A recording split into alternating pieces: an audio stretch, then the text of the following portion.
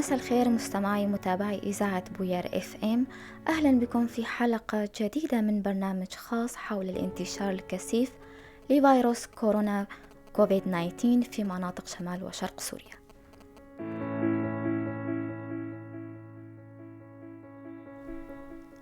في ظل ما تشهده معظم مناطق شمال وشرق سوريا اليوم من انتشار جائحة كورونا كوفيد 19 ووجود العديد من الإصابات في المناطق، والتي تعتبر الموجة الأقوى منذ ظهور الفيروس، تعد منظمة الهلال الأحمر الكردي أكثر منظمة تتحمل عبء هذه الجائحة وتقدم العلاج الطبي لمرضى كوفيد 19 الذين يعانون من حالات حرجة.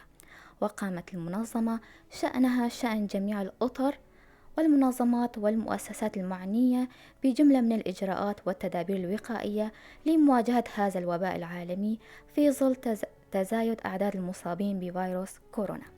ما هي أبرز الإجراءات الإضافية من قبل منظمة الهلال الأحمر الكردي والتدابير الصحية التي تقوم بها في هذا الظرف الطارئ؟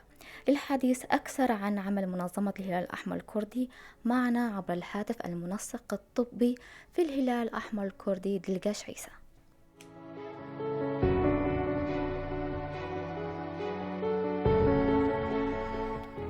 مساء الخير سيد دلقاش. مساء الخير بكم مستمعكم. أهلا. في البداية سيد دلقاش، ما هي آلية عمل الهلال الأحمر الكردي في ظل هذا الوضع الطارئ التي تشهده المنطقة مع وجود العديد من الإصابات؟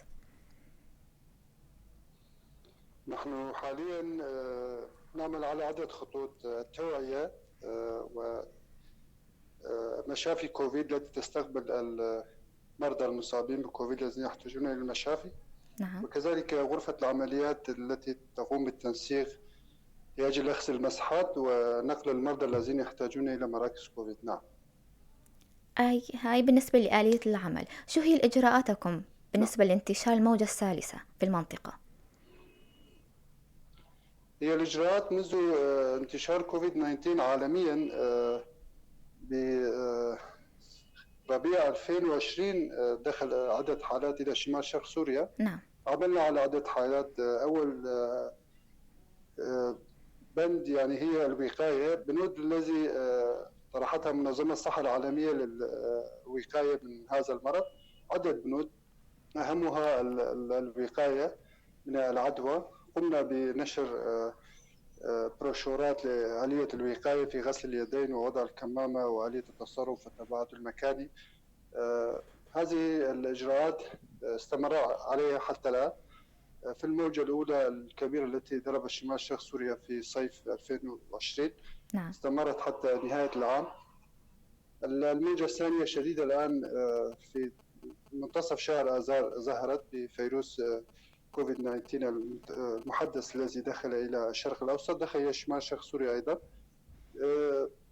قمنا بازدياد الإجراءات الاحترازية في مراكزنا، مراكز الهلال الأحمر الكردي الذي يستقبل المرضى، بتوزيع الكمامات على المرضى الوافدين إلى مراكزنا، وكذلك رفع الجهوزية في التوعية الصحية. المثقفين الصحيين قاموا بإجراء من العديد إجراءات كبيرة لتثقيف المواطنين الوافدين إلى مراكزنا لآلية الوقاية من كوفيد 19. نعم. نعم.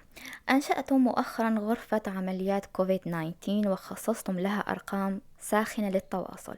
ماذا تعنون بغرفة عمليات؟ حبذا لو تحدثنا عن طبيعة هذه الغرفة والكوادر العاملة فيها. نعم، نحن كهلال أحمر كردي بالتنسيق مع عدة منظمات عالمية دولية وكذلك هيئة الصحة في الإدارة الذاتية لشمال شرق سوريا. نعم. عملنا على إنشاء غرفة عمليات. الهلال الأحمر الكردي هي التي تدير هذه الغرفة بالتنسيق مع هذه الجهات المعنية بهذه الغرفة. هذه الغرفة تستقبل الهواتف من جميع شمال شرق سوريا للناس الذين يشتكون من أعراض كورونا للاستفسار. هناك أطباء كوادر طبية يستقبلون، هناك هواتف محددة، خطوط ساخنة تستقبل الاتصالات من المواطنين. استفسار أي شخص يحتاج إلى تحليل PCR، غرفة العمليات تقوم بتوجيه سيارات الإسعاف في أقسام الطوارئ للهلال الأحمر الكردي بأخذ الاسم والمكان. في اليوم التالي تذهب سيارة الإسعاف إلى منزل الشخص المتصل وتقوم بأخذ عينة PCR. في أي لحظة وفي أي وقت خلال 24 ساعة غرفة العمليات هي جاهزة لاستقبال أي اتصال لأي شخص يريد الذهاب إلى أي مركز يعاني من أعراض كورونا ويحتاج إلى مركز طبي للعناية، يحتاج إلى أكسجين، إلى الأطباء، إلى المتابعة. أيضا تقوم غرفة العمليات بتوجيه سيارات الإسعاف في هذه مراكز الطوارئ إلى المريض ليقوم بنقله إلى تلك المراكز حسب المدن والمراكز حسب اتصال الشخص من أي مكان.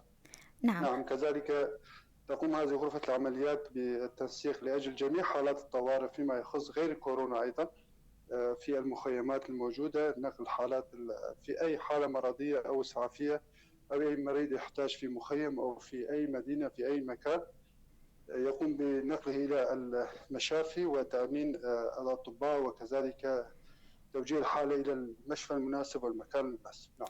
نعم، هل هناك إقبال على هذه الأرقام سيد دلقش؟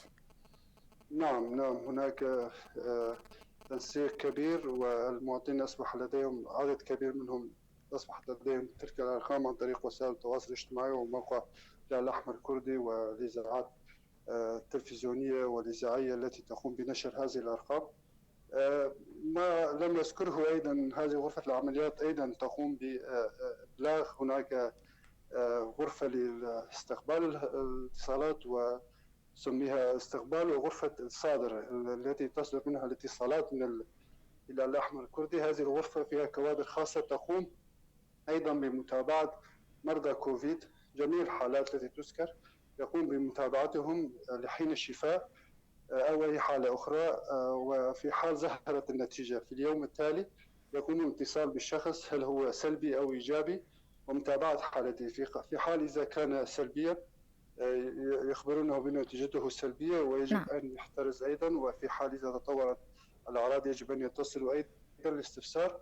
وإذا كانت إيجابية إذا كان المريض لا يحتاج إلى المشفى يتصلون كل 3 أيام مع المريض وإعطاء تعليمات ودورات الحجر المنزلي والتباعد المكاني ويستفسرون عن وضعه الصحي. في حال إذا احتاج إلى مركز طبي تقوم سيارة الإسعاف بنقله إلى مركز الطبي. نعم. نعم. الرقعة الجغرافية لتواجد الهلال الأحمر الكردي على كامل شمال وشرق سوريا من حيث عدد المراكز الصحية، وهل هناك مشافي تابعة للهلال؟ مناطق توزعها سيد دلقش. الهلال الأحمر الكردي يعمل في تقريبا في جميع شمال شرق سوريا بالتنسيق مع هيئة الصحة في مجال كورونا. نحن نعمل في بعض المدن وهيئة الصحة تعمل في بعض المدن بما يخص كورونا. نحن لدينا مشفى كوفيد 19 في الحسكة. نعم. قمنا بالتنسيق مع هيئة الصحة بتجهيز قسم العناية المشددة لكوفيد 19 وكذلك الحالات المتوسطة في مشفى ديرك ومشفى الرقة ومشفى الطبقة ومشفى منبج. لدينا مراكز طبية في جميع شمال شرق سوريا، في الأرياف وفي المدن منبج كوباني الطبقة والرقة، ونعمل في مجال الأمومة والصحة الإنجابية في عدة مشافي في شمال شرق سوريا في مشفى الطبخة. لدينا مشفى في الرقة، مشفى التوليد والأطفال موجود في الرقة. نعمل كهلال الأحمر الكردي يعمل في جميع المخيمات الموجودة في شمال شرق سوريا. نعم. نعم. بالنسبة لكوادر الهلال الأحمر الكردي، هل الإجراءات الوقائية التي يتبعها الكادر الهلال الأحمر الكردي هل أخضعت فرقكم فرق الهلال لدورات تأهيلية خاصة بكيفية العمل والتعامل مع حالة الطوارئ؟ نعم، في جميع المجالات بشكل دوري الكوادر تبع الهلال الأحمر الكردي يخضعون لدورات تدريبية في جميع المجالات التي يعملون فيها. بما يخص كورونا، منذ انتشار هذا الفيروس الجديد والمرض حسب ما بات منظمة الصحة العالمية بالتعاون مع شركائنا قمنا بإجراء تدريبات عديدة على آلية الوقاية من كورونا وكيفية ارتداء اللبس الخاص بكورونا. جميع الذين يعملون في مجال كورونا في مراكزنا خضعوا لتدريبات وكذلك آلية التعامل مع المرضى في مشفى كوفيد. حتى الآن هناك تدريبات فيما يخص التحديثات الجديدة بما يخص هذا الفيروس الجديد عالميا. نعم. نعم. الدورات كانت محلية أم دولية من قبل فرق دولية؟ نعم، شركاؤنا الدوليون منظمة UPP، أطباء وبروفيسورات في مجال النشر، في مجال الإغاثة وفي مجال الرعاية الطبية دوليا. نعم، حسب مبادئ منظمة الصحة العالمية. نعم. سيد دلقش، ما هي الصعوبات والتحديات التي تواجه عمل منظمة الهلال الأحمر الكردي، وخاصة من ناحية المستلزمات الطبية؟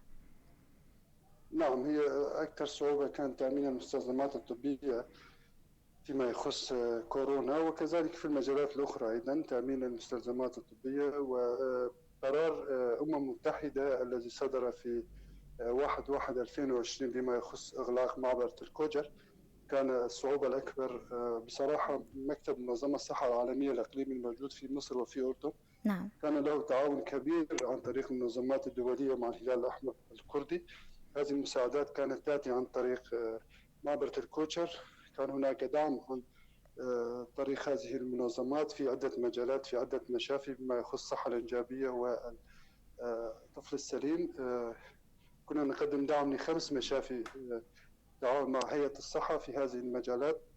وكذلك كان لدينا عدة نقاط رعاية صحية أولية موجودة في عدة أماكن. وتم يعني تأثر الهلال الأحمر الكردي 70% بالإمدادات الدوائية والمعدات الطبية بعد إغلاق هذا المعبر. نحن نعم. نعاني كثيرا بما يخص كورونا. كان تأمين المنافذ الصناعية في مراكز كوفيد 19 صعبة جدا. كذلك المستلزمات التي تخص الوقاية من هذا الفيروس عانينا كثيرا. منظمة الصحة العالمية حتى الآن لم تقوم بالدعم الكافي للهلال الأحمر الكردي أو هيئة الصحة في شمال شرق سوريا أو المنظمات العاملة في شمال شرق سوريا. نعم. نعم. سيد دلقش، برأيك ما هو الفرق بين الموجات الماضية والموجة الحالية من حيث الأعراض وسرعة الانتشار؟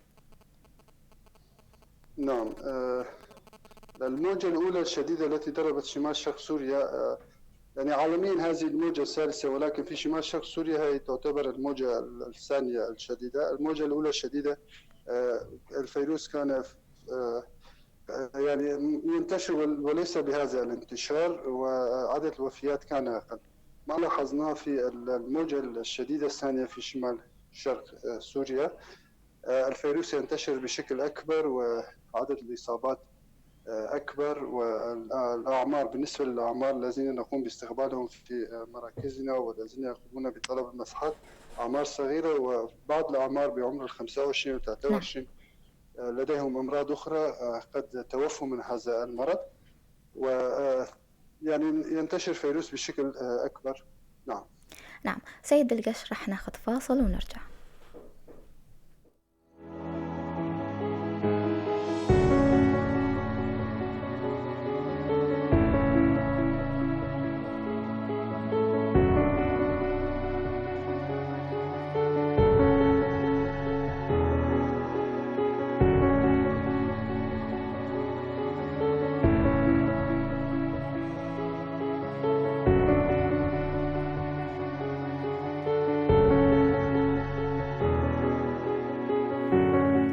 أهلا وسهلا فيكم مرة تانية مستمعينا متابعي إذاعة بوير اف ام في حلقة جديدة من برنامج خاص حول الانتشار الكثيف لفيروس كورونا كوفيد 19 في مناطق الإدارة الذاتية شمال وشرق سوريا. معنا عبر الهاتف المنسق الطبي في الهلال الأحمر الكردي دلقش عيسى. أهلا وسهلا فيك مرة تانية سيد دلقش. أهلا وسهلا. أهلا. هل لديكم إحصائية عن عدد الإصابات بالفيروس وعدد المتعافين منها حتى الآن؟ نعم، الإصابات في الموجة الثانية الشديدة لشمال شرق سوريا نعم. 14925 حالة إصابة، منها 5 و7 حالات وفيات حتى الآن، و1563 حالة شفاء. هاي الموجة الشديدة الثانية اللي ضربت شمال شرق سوريا. البارحة كان عدد المسحات هي 263 و107 حالة إيجابية. نعم، متوزعة في شمال شرق سوريا. ما لاحظنا بعد فرض الحظر الكلي في عدة مدن نعم. مثل قامشي والحسكة والرقة. عدد الحالات خلال اليومين الماضيين واليوم عدد الحالات أصبحت قليلة أكثر بالنسبة للأيام الأسبوع الفائت. نعم. وهذه نتيجة فرض الحظر الكلي والجزئي في بعض المناطق. نعم. ما هي الحالات التي يتم تحويلها إلى مشفى كوفيد 19 وبعد تحويلها للمشفى هل لكم تواصل معها؟ نعم، الحالات الشديدة نعم. المتوسطة التي الحرجة. تحتاج إلى الحرجة التي تحتاج إلى الأكسجين في حال ضيق النفس عند المريض والنقص الأكسجة عندما يتصل شخص وتسبب كوادرنا تقوم بإجراء فحص، وهناك أسئلة وتشخيص وتقييم الشخص حسب الحالة. هناك حالات اشتباه وحالات مؤكدة. الحالات المؤكدة تقوم الكوادر بنقلها إلى المركز حسب مراكز موجودة في المدن. الحالات نعم. الاشتباه تذهب إلى مراكز في كل مشفى كوفيد، في قسم للاشتباه وقسم للحالات المؤكدة.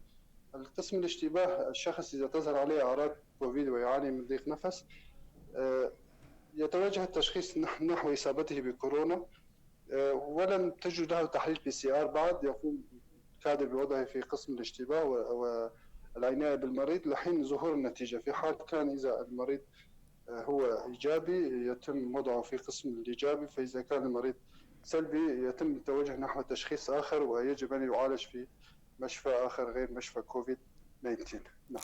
نعم. سيد القش، ذكرت في بداية الحلقة لديكم تنسيق مع هيئة الصحة. أما بالنسبة للمستشفيات هل لكم أي نوع من التنسيق مع المستشفيات العامة والخاصة منها؟ لنا تنسيق مع هيئة الصحة بما يخص المشافي العامة، المشافي الشعب موجودة، نعم. ننسق في جميع المدن. مثل ما قد لدينا في مشفى ديرك نقطة العناية المشددة لمرضى الكورونا، وكذلك قسم الحالات المتوسطة. احنا بالتنسيق مع منظمة يوبي وهيئة الصحة قمنا بترميم تلك الأقسام، وكذلك في مشفى المنبج ومشفى طبقة، وتلك المراكز هي جاهزة وتعمل. ننسق بشكل دائم. الهلال الأحمر الكردي موجود في خلية الأزمة، وننسق بشكل دائم لأجل أي طارئ أو أي في حال عدم قدرة المشافي كوفيد 19 والمراكز المجهزة على استقبال المرضى، أو أصبحت القدرة الاستيعابية كاملة ولم تستطع استقبال، يجب أن يتم فتح مراكز أخرى أو تحويل بعض المشافي إلى نقاط كوفيد 19. ننسق دائما ونحن في اتصال دائم مع هيئة الصحة بتنسيق دائم لأجل استيعاب أي موقف. نعم. نعم. برأيك هل سيساهم ارتفاع درجات الحرارة ودخولنا فصل الصيف من شدة الانتشار أو القضاء على الفيروس في الأيام القادمة؟ بصراحة نحن لا نستطيع أن نقول أي شيء عن هذا. كان في الصيف 2021 كان من المتوقع أن الفيروس يزول في الصيف، ولكن ما لاحظنا أنه أتت موجة شديدة إلى شمال شرق سوريا وعالميا أيضا، والفيروس في الصيف الفائت لم يتوقف، وهذا كان خلاف التوقعات، ولا نستطيع التكهن بأن درجة الحرارة تستطيع القضاء على الفيروس أو التقليل من انتشاره. حتى الآن هذا الفيروس هو جديد ويتحدث بشكل مستمر. الفيروس المحدث موجود حاليا والمنتشر هو فيروس خطير. حتى الآن منظمة الصحة العالمية نعم. تنشر بشكل دائم تقارير لها تقول أن حتى الآن ليس لدينا معلومات كافية عن هذا الفيروس، وعالميا حتى الآن لم يتم التوصل إلى آلية جدية للقضاء على هذا الفيروس غير اللقاحات. وحتى الآن هناك حديث كثير عن فعالية اللقاحات وعدم الإصابة ومدى تشكيل أضداد لدى البشر ضد هذا الفيروس. بصراحة حتى الآن الأمر خطير ومعقد. نعم. ذكرت عن الحظر الكلي وعدد الإصابات. الحظر الكلي المفروض على مناطق شمال وشرق سوريا برأيك هل ساعد هذا الشيء في تخفيف عدد الإصابات أم كما يقال الوضع أصبح خارجا عن السيطرة؟ الحظر الكلي والجزئي يفيد كثيرا في توقف انتشار الفيروس. مثل ما نعم. ذكرنا قبل قليل عدد نعم. الإصابات كانت كبيرة.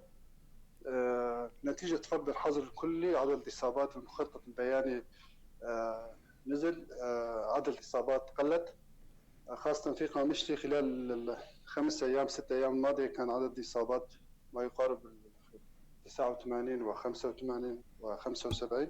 حاليا في القامشلي اليوم 17 حالة، فنلاحظ أن عدد الإصابات نتيجة الحظر قل. ونعم، الحظر الكلي والجزئي يفيد جدا في منع انتشار الفيروس. نعم.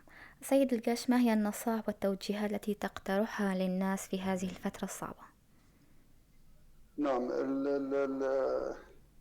نحن نتمنى من جميع المواطنين في شمال شرق سوريا، نتمنى الصحة للجميع، ونحن نعرف صعوبة الوضع الاقتصادي وصعوبة تأمين لقمة العيش في هذه الظروف الصعبة، ولكن هذا الفيروس هو قاتل وهو خطير ويقوم بحصد الأرواح. لذلك عليهم أن يتفهموا أن هذا الفيروس ما زال موجودا وخطيرا وينتشر بشكل أسرع. يجب عدم الاستهتار بهذا الفيروس، ويجب الوقاية ولبس الكمامة بشكل دائم، والتنبيه إلى غسل اليدين بشكل دائم والتباعد المكاني. يجب أن يتنبهوا لهذه الأمور لإبعاد هذا الفيروس عنهم وعن أقاربهم والناس الموجودين قريبين منهم، خاصة الكبيرة بالأعمار. ما نعم. لاحظنا بالفترة الماضية عدد كبير من حالات الوفيات في جميع المدن، وهذا شيء مؤسف ومحزن. نحن نستطيع إيقاف هذا الفيروس باتباع إجراءات الوقاية الشخصية من هذا الفيروس ولبس الكمامة، نتمنى منهم دائما. ويجب التنبه في حال إذا قامت الإدارة الذاتية برفع الحظر الكلي أو الجزئي، يجب أن لا يفهموا أن الفيروس قد زال وذهب، لا، يجب أن يتنبهوا دائما أن هذا الفيروس موجود، ونتيجة الظروف الاقتصادية والصعبة التي تنادي بها المواطنين للعمل تقوم الإدارة الذاتية برفع الحظر بين الحين والآخر، ولكن يجب عليهم أن يتنبهوا أن الفيروس موجود. ولحين إصدار تعليمات من منظمة الصحة العالمية بشكل عالمي هذا الفيروس انتهى. حاليا الفيروس موجود وما زال موجودا، يجب عليهم التنبه إلى هذا الأمر. النقطة الأخرى، يجب على جميع المواطنين، غرفة العمليات الهلال الأحمر الكردي هي جاهزة، وهيئة الصحة جاهزين لاستقبال أي مريض. عليهم ألا يتأخروا في الاتصال.